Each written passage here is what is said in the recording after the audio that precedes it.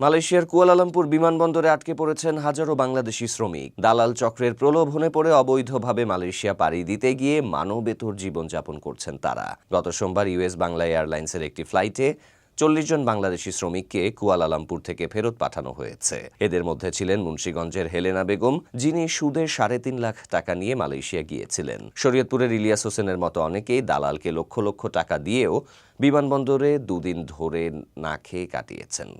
ফেরত আসা এই শ্রমিকদের তথ্য অনুযায়ী কুয়ালালামপুর বিমানবন্দরে প্রায় 1000-এর বেশি বাংলাদেশি শ্রমিক আটকে আছেন। শুধু বিমানবন্দরই নয়, মালয়েশিয়ার বিভিন্ন অভিবাসী ক্যাম্পেও আটকে আছেন আরও কয়েক হাজার অবৈধ শ্রমিক। ট্যুরিস্ট ভিসায় শ্রমিক হিসেবে মালয়েশিয়া প্রবেশের চেষ্টা করা এই মানুষগুলোর প্রত্যেকেই 3 থেকে 5 লাখ টাকা পর্যন্ত খরচ করেছেন। দালালরা তাদের এয়ারপোর্ট কন্ট্রাক্টের লোভ দেখিয়েছিলেন, কিন্তু শেষ পর্যন্ত মালয়েশিয়ান ইমিগ্রেশন পুলিশ তাদের আটক করে ফেরত পাঠাচ্ছে। মালয়েশিয়ান সীমান্ত নিয়ন্ত্রণ ও সুরক্ষা সংস্থা AKPS জানিয়েছে, তারা বিমানবন্দর থেকে 112 জনকে ফেরত পাঠিয়েছে, যারা 6 ঘন্টার বেশি সময় ধরে ইমিগ্রেশন কাউন্টারে উপস্থিত হননি। তাদের উদ্দেশ্য সম্পর্কে সন্দেহ হওয়ায় আটক করা হয়। এই মানবিক বিপর্যয়ের পেছনে রয়েছে এক শক্তিশালী দালাল চক্র।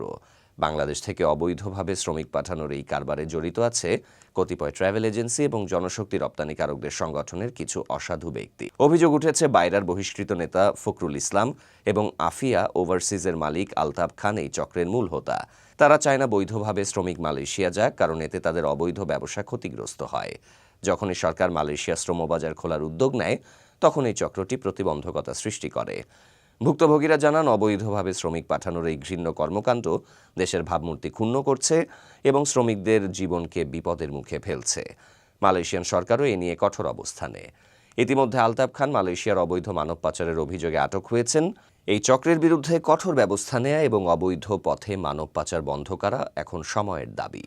সরকার এবং সংশ্লিষ্ট সকলের উচিত এই সমস্যা সমাধানে দ্রুত পদক্ষেপ নেওয়া এবং বৈধভাবে শ্রমিক পাঠানোর পথকে সুগম করা, যাতে আর কোনো হেলেনা বেগম বা ইলিয়াস হোসেনকে এমন মানবেতর জীবনযাপন করতে না হয়।